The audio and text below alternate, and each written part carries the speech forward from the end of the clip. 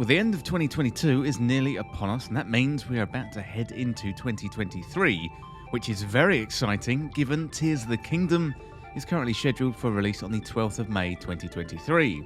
However, that is the future, and today I want to have a look back at 2022 in review and focus on the Legend of Zelda.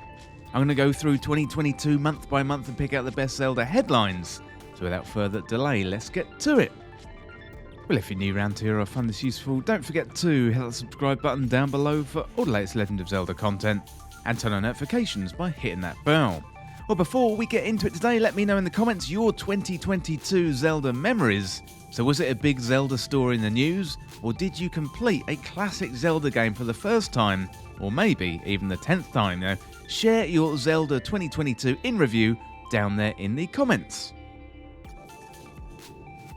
Without further delay, let's get right into it. So first of all, we had January. January was a fairly slow month of Zelda news, although we did get a nice little bit of insight from the legend, Miyamoto himself. Miyamoto took part in this interview in 1999, however, it was only recently translated by smutpulations.com, and Miyamoto revealed the original Zelda was nearly just dungeons. So Miyamoto said, in every Zelda development, the dungeons take a huge amount of time to make. I can't tell you how many times they end up having to be remade and revisited while the team is on the verge of tears.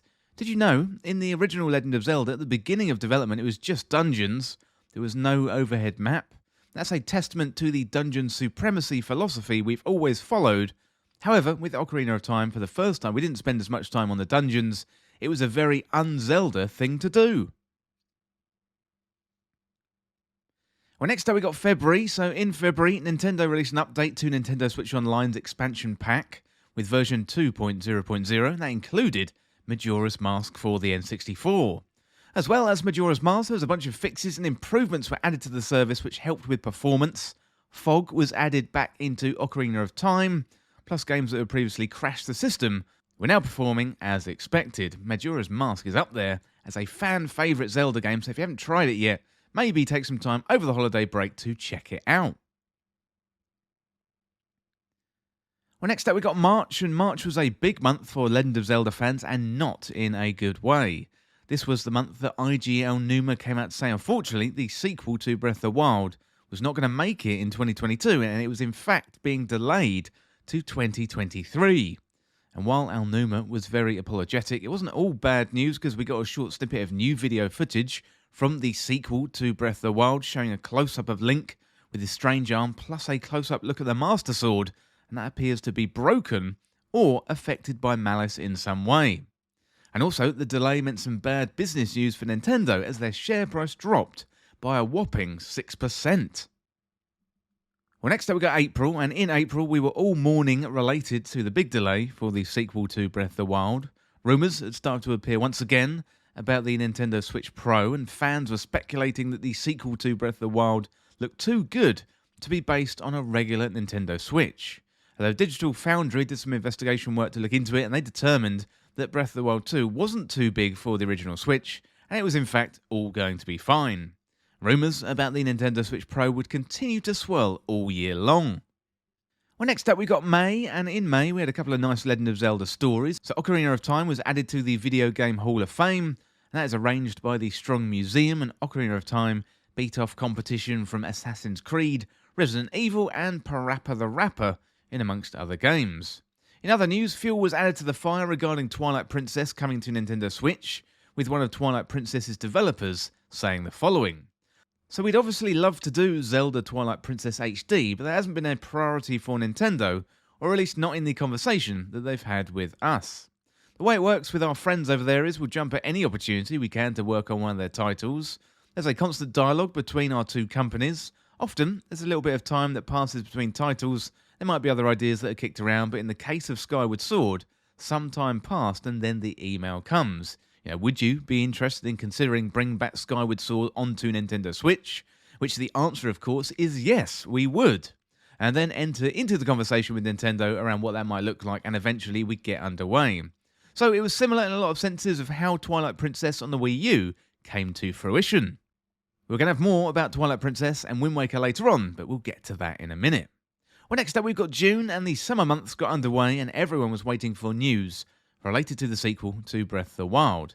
Aonuma revealed that Miyamoto wasn't a fan of the Wind Waker art style when he first saw it, with Aonuma saying this: "If I'd gone and talked to him from the very beginning, I think he would have said, 'How is that Zelda?'" Yeah, Miyamoto had trouble letting go of the realistic Link art style until the very end. At some point, he, as Miyamoto, had to give a presentation against his will. That was when he said something to me like, "It's not too late to change course and make a realistic Zelda." Well, I, for one, am very thankful they didn't go for a realistic Zelda. I think Wind Waker has turned into a timeless classic when it comes to Zelda artwork. I really, really like it. Well, next up, we're going to condense July and August into one. So the summer months were quiet from a Legend of Zelda point of view. However, the Legend of Zelda music did feature in a BBC prom here in the UK. So the proms, they are live classical music concerts, and tickets are made accessible to everybody so they can all enjoy classical music over a festival that lasts all summer long. This video game music-focused prom featured music from The Legend of Zelda, Final Fantasy, Skyrim, and loads of other hit games as well. So Zelda music is great when it's played by a full orchestra. Now, I didn't get to go to the prom myself, but I always love listening to Zelda music when it is played with those instruments. Well, next up, we've got the big one. It's September, and September was a huge month for Legend of Zelda fans. A name was given to the sequel to Breath of the Wild and was revealed as Tears of the Kingdom at the end of a Nintendo Direct in early September. We got the name, and we also got the release date too, with the game scheduled to release on the 12th of May 2023. I think fans were hoping for earlier in the year, but we can't really complain. We got the release date now, and we can start looking forward to that date. Also in September, rumours have been swirling once again about Wind Waker and Twilight Princess ports coming to Nintendo Switch. Many journalists were sounding very confident, however nothing materialised once again. Nintendo have very few Wii U titles left to port to Nintendo Switch, so hopefully we're going to see them sometime in 2023.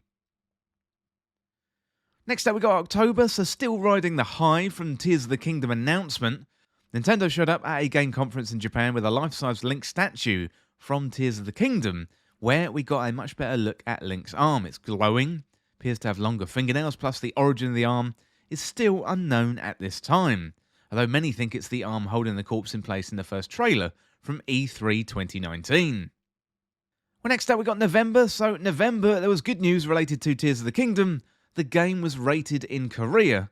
So while Korea does tend to be the first when it comes to ratings, this is likely good news for Zelda fans, given it's so far along in the development lifecycle now.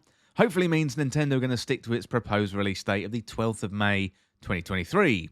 Now, also in November, some rare previously unseen footage from Ocarina of Time was found. So it just goes to show, game can never be too old for secrets to be found. Well, next up we got December, so it's this month, and in December, Wind Waker turned 20, which did make me feel very old indeed. So I remember the backlash related to the art style when it first came out, but if you look back at it now, I do think it's one of the better looking Zelda games, and the art style just feels timeless. Now, for me, Twilight Princess is the one that looks dated, even though that was a course correction when it came to the art style. Even Ocarina and Majora's Mask don't look great today, even though they are absolutely fantastic games. So only in the last couple of days, we also had some news related to Nintendo of Latin America announced that the dubbing is taking place for Tears of the Kingdom at the minute, which I would imagine that means Spanish and also Portuguese. Well, I do have a couple of final thoughts. I've really enjoyed 2022 with Legend of Zelda. I went back to the original in January and played through the Legend of Zelda on the NES through Nintendo Switch Online. I would then go on to play Zelda 2, The Adventure of Link, also on the NES, and then A Link to the Past on the SNES later in the year with you via the Zelda Game Club here on Triforce Times. If you miss those playthroughs, you can always check them out on the channel. Also, 2022 was the year Triforce Times was born, so a huge thank you to everyone who has watched in 2022, and that means you right now, so thank you to you. The Legend of Zelda has been a long-term passion of mine, and it's a pleasure and a privilege to share this with you via Triforce Times. Now, I want to take this opportunity to wish you a happy holidays. 2022 has been a big year for the Legend of Zelda and Triforce Times. And I've got a feeling that 2023 is only going to get bigger and it's going to get better. And I'm really, really looking forward to sharing it all with you. Well, let me know in the comments what you think of the Legend of Zelda in 2022 and share your 2022 Zelda memories. I would really, really love to hear from you. Well, that is it for this year in review for The Legend of Zelda, and as always, thank you so much for watching or listening. For more Legend of Zelda content like this, hit that subscribe button down below and subscribe to Triforce Times. Or you can check me out on Twitter at Triforce Times. Well, if you enjoyed this video, found it useful, liking and sharing the video would really help me out. Otherwise, check out the other videos on the channel. Well, thanks again, and I'll see you soon.